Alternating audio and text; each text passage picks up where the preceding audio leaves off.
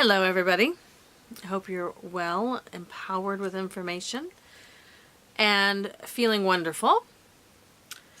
I am working on a big project right now, so I'm a little afraid, so I may need to check my notes for support in my brain. And yeah, so it's been a very interesting day. It's windy here and I don't like the wind. Never have, and I'm not sure I ever will. But anyway, so speaking of being pissy, yes, again, I just got it. Today we're talking about the bladder. The bladder. Such an interesting little thing. So, physiological bladder. So, obviously we know the bladder holds urine, and it has a sphincter to tell our brain, hey, I'm full, it's time to do something about that. And the bladder is the kind of last bit of the filtration process that is after the kidneys being after the intestines and all that sort of stuff. So it goes interstitial filtration also going to the kidneys, and then out the bladder. So the bladder can get, at least for women, can get very easily I don't want to say dirtied. I want to say it's susceptible to bacteria, partly because of location, and partly because it's an internal dark place. And those types of places typically harbor moisture and heat, and things like to grow in those places if they're not kept in balance. So the bladder infections, UTIs, are not atypical for women. They're pretty typical. I think they're a lot less typical in men. However, definitely possible, just with the bacterial potential for women. It's just more often found there. So bacteria is a big deal. Hygiene is a big deal. Keeping too much moisture without drying down there is a big deal. I'm always surprised at how little women take into consideration what they put in or around that area that is chemically entrenched. For example, bleach. If you're washing your underwear in bleach, if you're washing your underwear with very detergent-based detergents, more commercial-based detergents. And so there can be allergies that happen there. Even with, some people are sensitive to certain soaps that they wash, if they wash, and when they wash in those areas, and without much consideration that the mucous membranes are, it's like your mouth in a lot of ways. You wouldn't stick detergent soap in your mouth, right? Just because you happen to have taste buds that would tell you no. And then with any of the products that women use to either clean with or etc. It's a big deal, and for some people it's a really big deal. So it's something to consider, what you're taking care of yourself with and how much chemicals are in those products. I mean, we know that there's lead in lipstick, for Christ's sake, so I'm just saying, you know. Be conscious. And if you happen to have a UTI, see if you can remove those products for at least to let your body take a break and clean it up, clear it out, okay?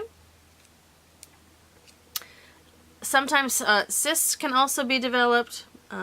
Stones can also be developed. Stones tend to happen more in the kidneys, but hypermineralization can also happen in the bladder and cause irritation, swelling, heat, etc. So those kinds of things, while a cyst may be benign, it can conform to something that is dangerous. And so we want to be careful about flow of urine, the sense of the bladder if it's hot. If your urine starts creating a different odor than you're used to, it's time to check in, right? The other thing about urine output is the color.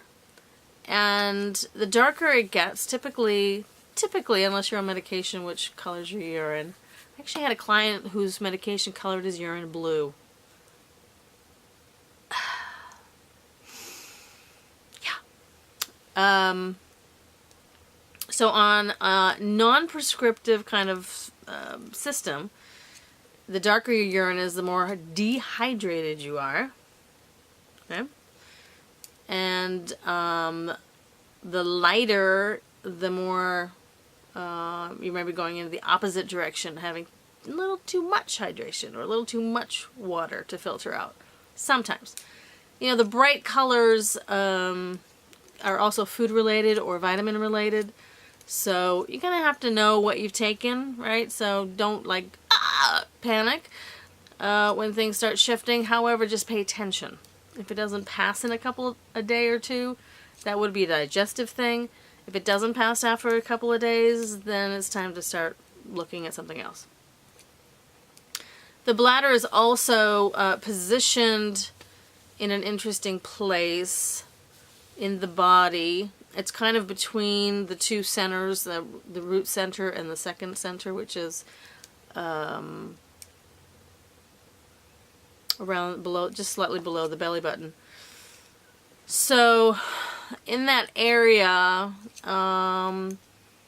you know, again, for women, there tends to be, that's a like pooch area, so there's some shame in that area, trying to hide it, etc. But on the physiological side, sometimes because it's in females, it's below the uterus, so the uterus can shift its position and like put pressure on the bladder, and so the neurological system is going to get different kind of information that could disturb the ability for the bladder to hold the urine. And we have the potential for fibrotic cysts in and around, you know, in the interstitial area around the bladder, not in it, but around it, and so that can give it different kind of information as well. Which also, when the body organs or any other part of the body gets different kind of neurological input, it just is not functioning at its normal place, right? A new normal becomes necessary, and it keeps converting itself to compensate for what's going on. So in men,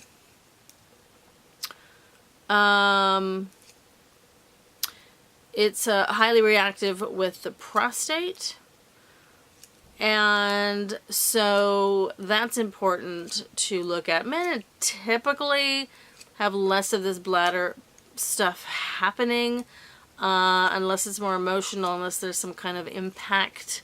You know, guys get kicked down there a lot, that I understand, and so those kinds of things can definitely shift the information in the bladder neurologically as well. And so with men, when there's obvious problems physiologically, the flow of urine, because the urethra is that much longer than in a female, the flow of urine becomes noticeably different, right? And unfortunately, when there is any kind of kidney stones, it's got a longer way to go to get out. And that's painful. So, excessive minerals are important to keep in check. Hydration for sure. And just general health in the pelvis is a good idea. You can definitely massage the belly area close to the pubic bone. Notice any tension and etc. Urinary problems can also, in children, present as stomach pain, lower belly pain. So that's something to watch out for.